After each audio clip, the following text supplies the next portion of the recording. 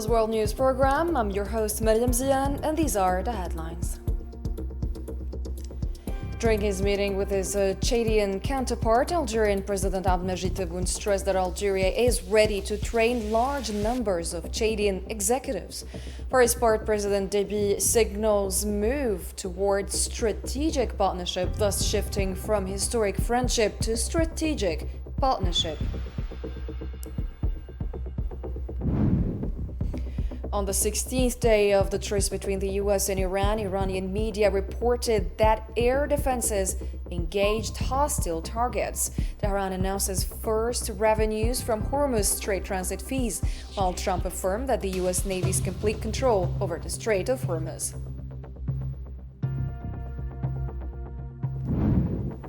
In Lebanon, the government accuses the Israeli occupation of committing war crimes against journalists after the assassination of journalist Amal Khalil in a raid in the south of the country. Hezbollah confirms that the continuation of the truce is conditional on full commitments from the occupation.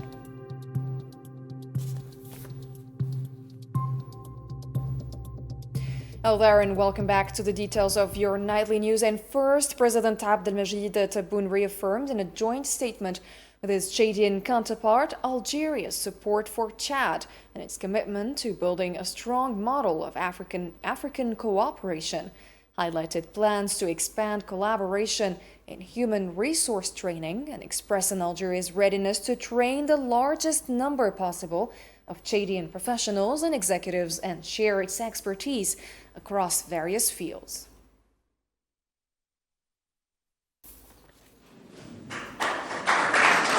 وتطرقنا إلى التعاون في مجال تكوين الموارد البشرية، حيث أبديت لفخامة الرئيس استعداد الجزائر لتكوين أكبر عدد ممكن من الإطارات من بنات وأبناء دولة تشاد الشقيقة، وتقاسم خبرتها أي خبرة بلادي في مختلف التخصصات بما يخدم مسار التنمية في جمهورية تشاد الشقيقة.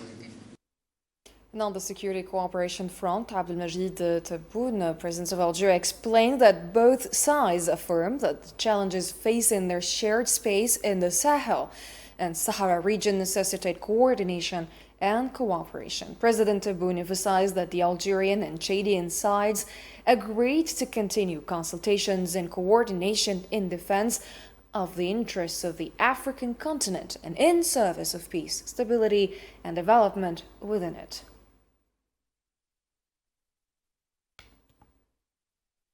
وعلى صعيد التعاون الأمني، أكدنا أن التحديات التي يواجهها فضاؤنا المشترك في منطقة الساحل والصحراء، وفي مقدمتها تحدي مكافحة الإرهاب، تفرض التنسيق والتعاون بما يضمن حماية أمن واستقرار بلدينا والمنطقة. كما كان لنا حديث مطول عن القضايا الإقليمية الإفريقية، وفي هذا الشأن اتفقنا على مواصلة التشاور والتنسيق دفاعاً عن مصالح قارتنا وخدمة لقضايا السلم والاستقرار والتنمية في إفريقيا. For his part, Chadian President Mohamed Idriss Déby stressed the need to strengthen cooperation between African countries, emphasizing that cooperation between Algeria and N'Djamena should be a model to be followed. Le message que nous envoyons aujourd'hui est celui d'une Afrique. The message that we are carrying today is that of an Africa that rejects marginalization. Let me emphasize clearly that the successful launch of the air route between Algiers and N'Djamena, which was completed in a record time, should be a model to be followed. As far as I'm concerned, I issued firm instructions to my delegation's member to start immediate implementation and meticulous follow-up. Our people is expecting tangible results and have the duty to achieve them.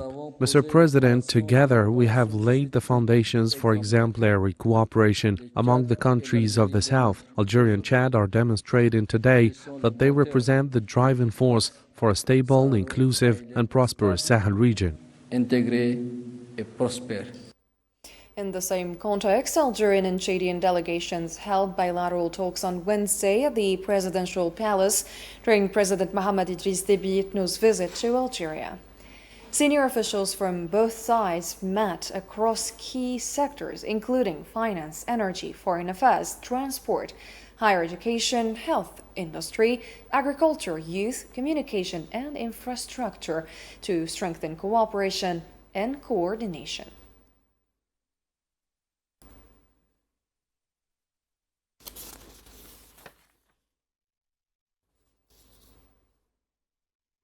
The President of the Republic of Chad, Mohamed Idriss Déby Itno, received today, Thursday, at his residence in Algiers, the Speaker of the Algerian Council of the Nation, Azouz Nasri, who paid him a courtesy visit.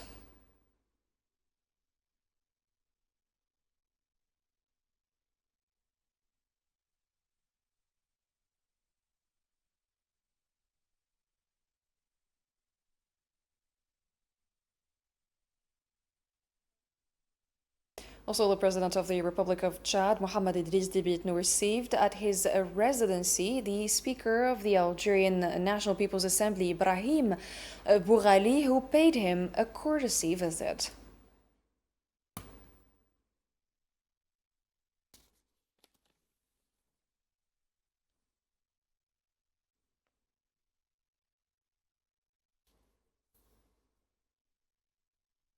And still within the same context, the President of the Republic of Chad received today, Thursday, at his residence in Algiers, the Algerian Prime Minister Sifi Ghraib, who paid him a courtesy visit.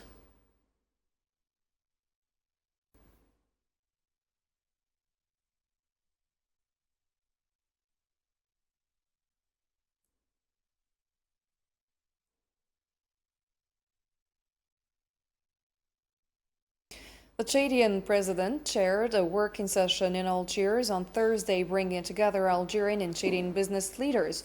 In a statement on the occasion, the head of the Algerian Economic Renewal Council confirmed that the meeting with President Déby allowed for discussions on exporting Algerian products to Chad, noting that a delegation of Algerian business leaders would soon travel to N'Djamena.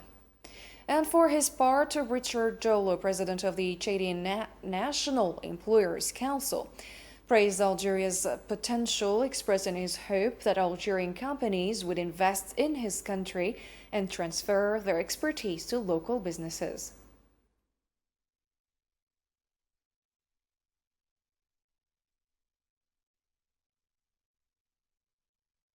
The high-level ministerial delegation from the Republic of Chad arrived in Jijil province, eastern Algeria, with the aim of strengthening bilateral cooperation between the two countries. The Chadian delegation includes the Minister of Transport, Fatma Koukouni, the Minister of Infrastructure, Rural Development and Road Maintenance, Amir Idriss Korda, and the Minister of Trade, Masho Fango.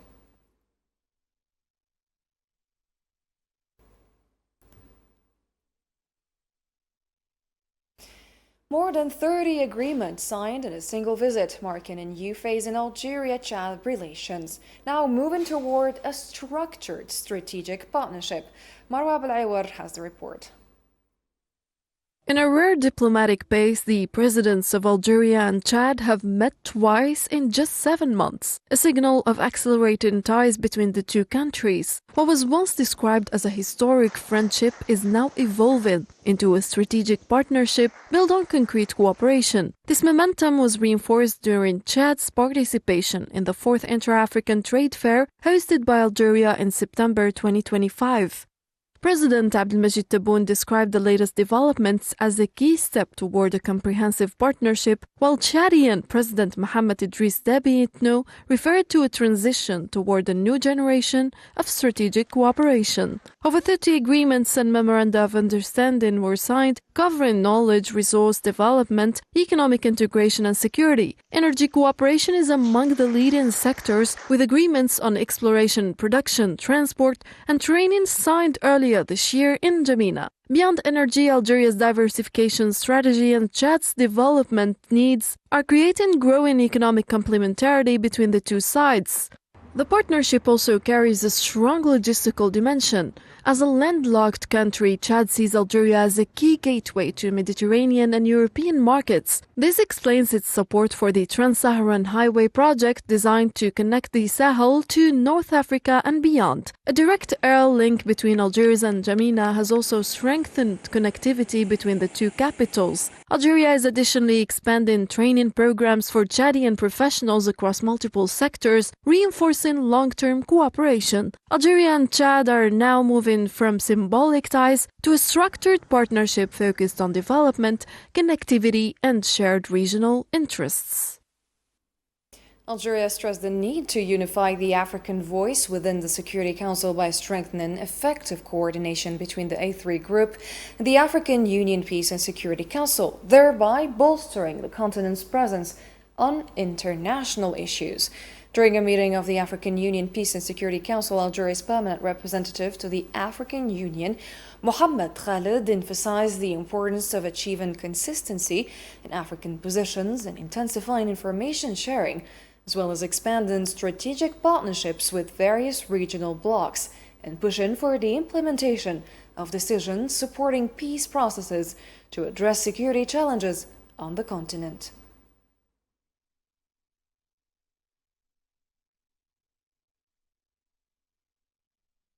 Algeria and Qatar signed the second package of contracts for the Bledna Algeria agricultural industrial project to produce powdered milk worth over $635 million. The Qatari company's chairman said this phase will launch herd development, civil works and construction of key facilities alongside a program to import 30,000 cattle starting in November.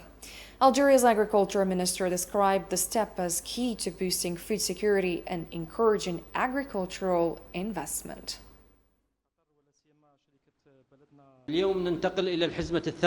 Today we move to the second stage of the first stage. With a value of more than $635 million, it is a pivotal stage that directs the information of the sector and the building of the actual production capacity. The stage covers civil works, land works, additional facilities and the grazing systems, accommodation facilities and support services, along with launching a dairy cow import program as a key focus at this stage. In this framework, the program will be launched starting from November 2026. This is a very ambitious project, which is part of very fruitful cooperation between Qatar and Algeria, which is also a very important step towards achieving food security for our country and encouraging investment, especially in agricultural fields.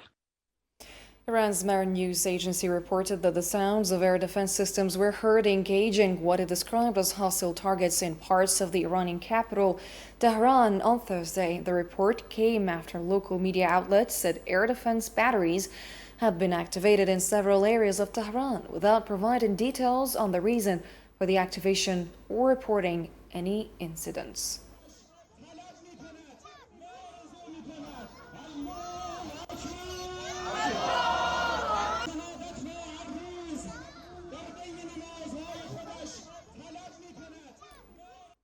Pakistan has expressed optimism about progress in negotiations between the United States and Iran, and about both sides prioritizing diplomatic solutions amid international efforts to contain the crisis. During a meeting with the U.S. ambassador to Islamabad, Natalie Baker, Pakistani Interior Minister Mohsin Naqvi said he hoped Washington and Tehran would allow space for a diplomatic path leading to a peaceful resolution in light of ongoing international efforts to de-escalate tensions. In the same context, the Pakistani official described US President Donald Trump's decision to extend the ceasefire as an important step toward reducing tensions and creating a conducive environment for dialogue.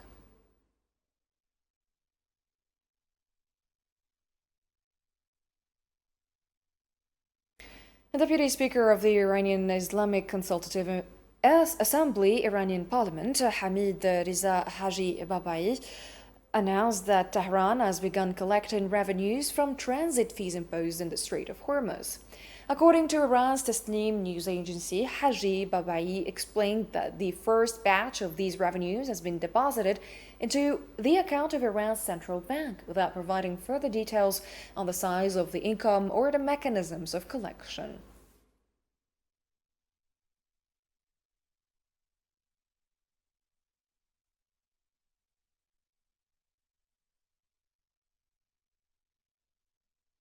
Tensions are rising sharply in the Strait of Hormuz, where Iran's Islamic Revolutionary Guard Corps has seized 2 container ships and diverted them toward its coast, even as Donald Trump insists the United States has total control over the waterway.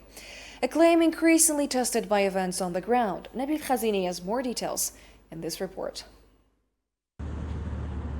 In the Strait of Hormuz, the silence is anything but calm. It is tense, contested, and increasingly fragile.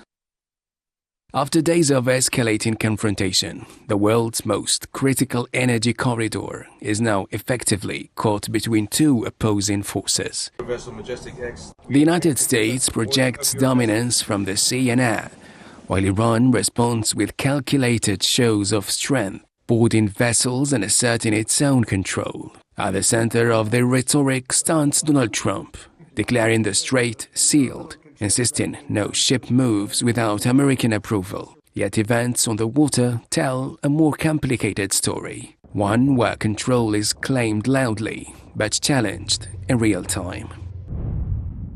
We have total control over the Strait of Hormuz. No ship can enter or leave without the approval of the United States Navy. It is sealed up tight until such time as Iran is able to make a deal.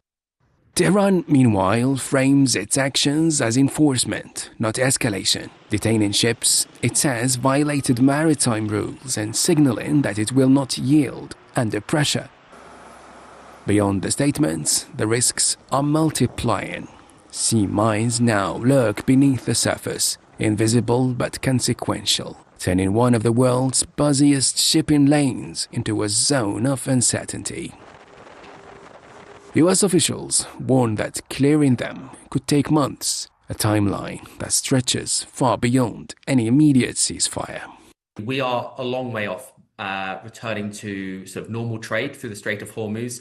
And I think what's been particularly damaging was that we had a kind of a yes, you're okay to go, and then it all kind of ground to a halt very quickly, which means next time we get this, people are probably going to wait a bit longer.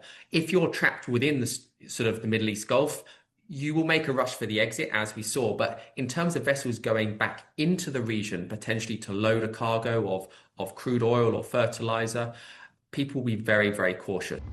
And so the confrontation settles into a dangerous pattern. Not open war, but not peace. Not full control, but not absence of power either.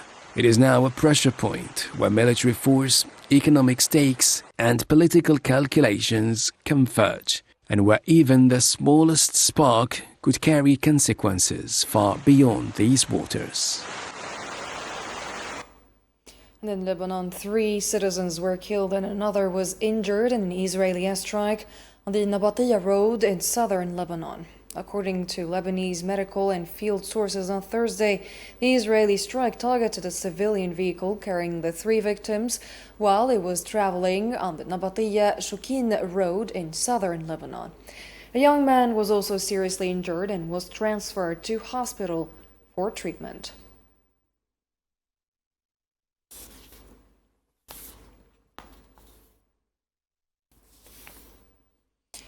Journalist Amal Khalil was killed as a result of an Israeli airstrike that targeted a house in the town of Al-Tiri near the southern border of Lebanon. Lebanese Civil Defense said in a statement on Thursday that its search and rescue teams belonging to the General Directorate were able to recover the body of the journalist after search operations that lasted several hours due to the extensive destruction caused by the Israeli shelling in the border town of Al-Tiri.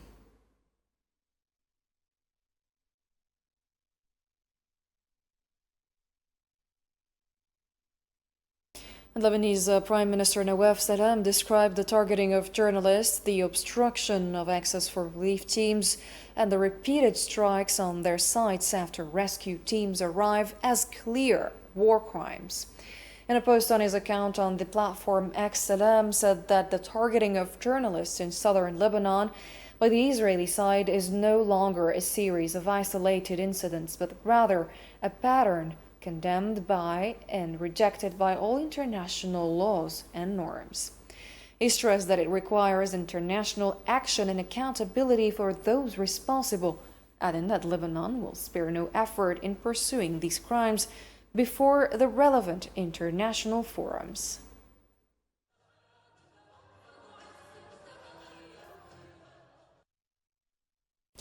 And the death toll from the Israeli aggression on Lebanon has risen to 2,483 killed and 7,707 wounded since March the 2nd.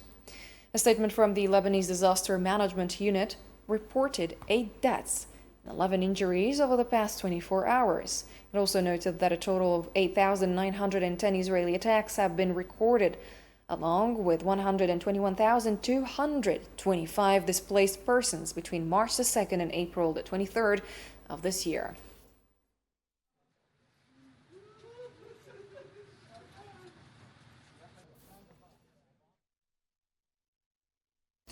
Lebanese Hussein Fadlallah, a member of parliament from Hezbollah, affirmed that he seeks the continuation of the ceasefire provided that the Israeli side fully adheres to it. Speaking at a press conference in the Lebanese capital Beirut on Thursday, the Lebanese lawmaker stressed the need to halt assassinations, ensure a complete ceasefire, end the aggression, and stop the demolition and destruction of villages. He added that the way should then be paved for a withdrawal of Israeli forces through measures taken by the Lebanese state, rather than through direct negotiations. We want to continue the truce, but on the basis of the full commitment to the Israeli enemy. The full commitment means stopping the assassinations, stopping the fire, stopping the aggression, stopping the exploitation of the villages, stopping the destruction of villages, and then preparing to withdraw the enemy through measures taken by the Lebanese state, but not through the negotiations. 5 Palestinians were killed and others injured on Wednesday evening in an Israeli airstrike that targeted civilians in the northern Gaza Strip. Local Palestinian sources cited by media reports said that an Israeli drone strike targeted a group of Palestinians near a mosque in the Beit Lahia area, resulting in the deaths of 5 people, including 3 children, and leaving others wounded.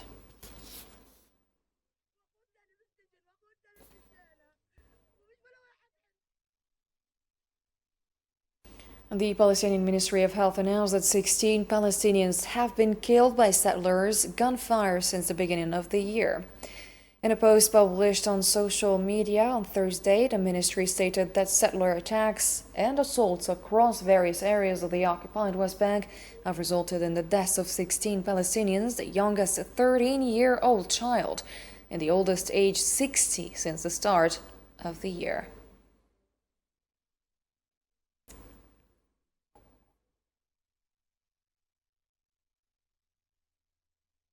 In other news, Russia denied having any specific initiatives to propose within the OPEC Plus framework to increase oil supplies amid the backdrop of the global energy crisis.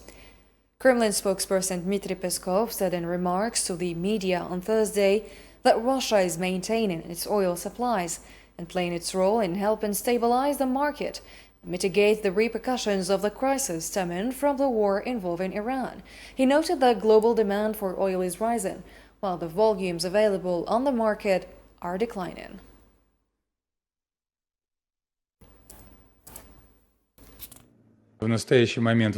At the moment, as you know, we are contributing to the stabilization of prices and minimization of the consequences of the crisis for the global energy sector. Russia continues to supply oil. Demand is growing. The amount of oil offered on the market is not increasing, but on the contrary, is decreasing. There are no other initiatives currently on the agenda. And finally, the Sudanese army announced that its forces had succeeded in retaking the strategic area of Makra on the Blue Nile axis in the south of the country, following what it described as fierce battles against the rapid support forces. In a statement issued on Thursday, the Sudanese army confirmed that the armed forces, along with supporting units, continue to carry out their national duties with resolve, having delivered a series of targeted strikes over the past 72 hours against rapid support forces across multiple fronts, including West and North Kordofan, as well as North and South Darfur.